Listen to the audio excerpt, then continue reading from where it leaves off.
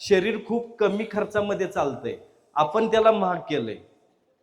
आपण महाग केलंय. शरीर स्वस्त नाही आहे, देवाने शरीर खूप महाग दिलंय. तुम्हाला माहितीये का डोळे चांगले राहण्यासाठी काय करायला लागतंय? डोळ्याचे किती भाग काम करतात माहितीये का डोळ्यांमध्ये? हे दिसतंय ना, एवढे सगळे कलर दिसतात, एवढी माणसं दिसतात. हे डोळ्यांना माहितीये किती भाग काम करतात? 40 लाख भाग काम करतात. किती? 40 लाख. त्यावेळेस आपल्याला दिसायला लागते. माझं ऐकू नका, तुमच्याकडे मोबाईल आहे, मोबाईलवरती आत्ता टाकायचं इथं समोरच की आपल्याला दिसण्यासाठी किती भाग काम करतात डोळ्यांमध्ये. गुगलवरती टाका बघा, 40 लाख भाग काम करतात. 40 लाख. तेव्हा आपल्याला दिसतंय. हे जर समजा जमलं असतं तर माणसानं डोळा तयार केला नसता का? किती मायक्रो मध्ये काम परमेश्वराने केलंय बघा. आणि तुम्ही आम्ही त्याच्यावर शंका घेतो, डोळ्याला असं झालं तर तसं झालं तर. काही होत नाही. खूप साऱ्या वनस्पती दिलेल्या आहेत, खूप सगळ्या गोष्टी, खूप गोष्टींचे उपचार दिलेले आहेत. मेन म्हणजे तुम्हाला पाया पडून सांगेन, तुमच्या आजूबाजूला जे दिलंय ना, तुमच्या स्वयंपाकघरात दिलंय ना, हे सगळं औषधी आहे. औषधी आहे. पूर्वीच्या लोकांनी जे दिलंय ना, स्वयंपाकघरात आणलंय, हे मी मगाशी म्हटलं बघा, ढीगभर मसाला आणि चव नाही कशाला. तर असंच आहे तुमचं. मसाला कशासाठी वापरतात हेही तुम्हाला माहित नाही. ढीगभर वापरू नका. साध्या साध्या गोष्टी सांगतो तुम्हाला. दालचिनी कशासाठी वापरतात तो? खमंग वास यायसाठी. खमंग. चुकीचं आहे. दालचिनी जर स्वयंपाकात वापरली तर पोट सुटत नाही. तुम्हाला पोट जर कमी करायचं असेल, आता सुद्धा पुरुष मंडळींना पण सांगेन, पोट जर कमी करायचं असेल, प्लेन पाहिजे असेल, तर रोज एवढी दालचिनी घ्यायची, थोडी थोडी खाऊन दिवसभरात संपवायची. एका वेळेस सगळी खायची नाही, थोडं थोडं थोडं खाऊन संपवायची.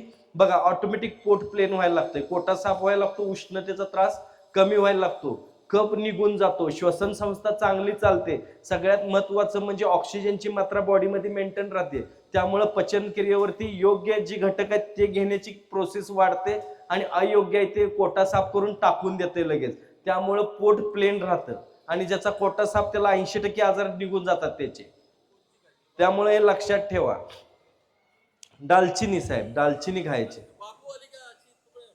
कुठली खावा, हे बघा शंका.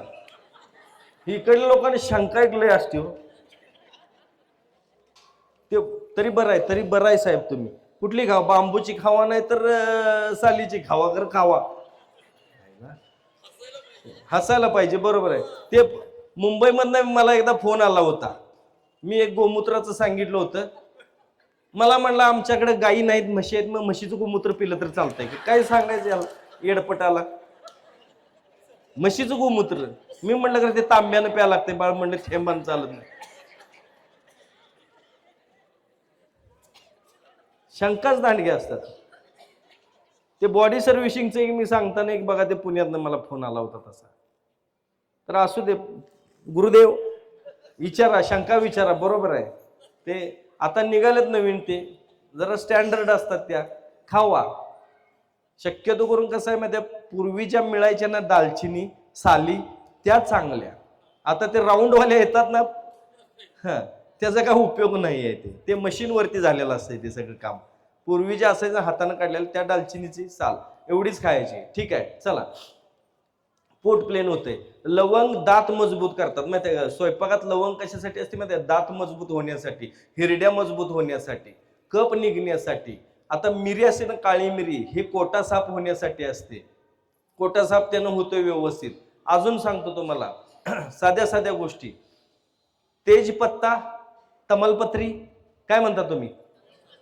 तमालपत्री, तेजपत्ता. तर ते बघा, एवढी एवढी मोठी पान, त्याला काय चव असते हो? कधी खाऊन बघितलंय का?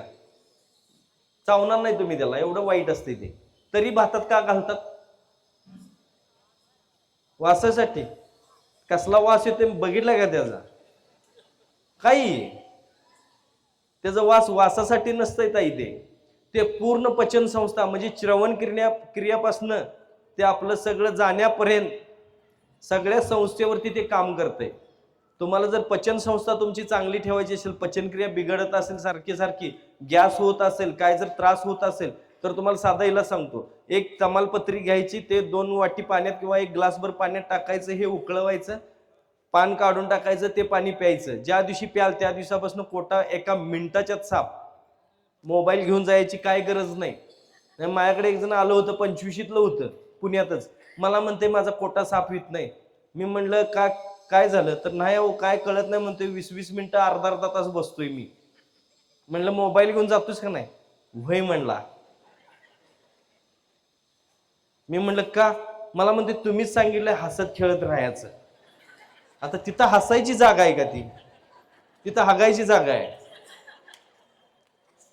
ती जाते तिकडे म्हणते हसायची जागा आहे. मग म्हणलं तिथं जाऊन रील्स बघतोय म्हणती.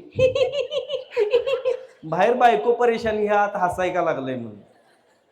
बऱ्याच लोकांना बटनाचे मोबाईल होते ना, बऱ्याच लोक टाकून आलेत. ती काय सांगाय त्याच्यात गेम खेळायला खाली बसून गेम खेळता खेळता धुताना पडला तोवर गेला. आता काढू कसा?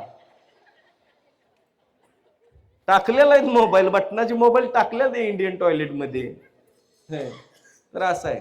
तर ते कोटा साफ एका मिनिटात होतोय.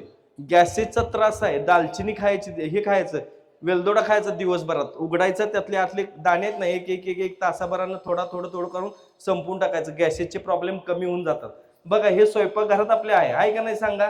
कोटा साफ व्हायला लागलं तर आजार कमी होतील का नाही? म्हणून विनंती करतो, पूर्वीच्या लोकांनी दिले हे भरपूर चांगलं आहे आणि ते करायला पाहिजे.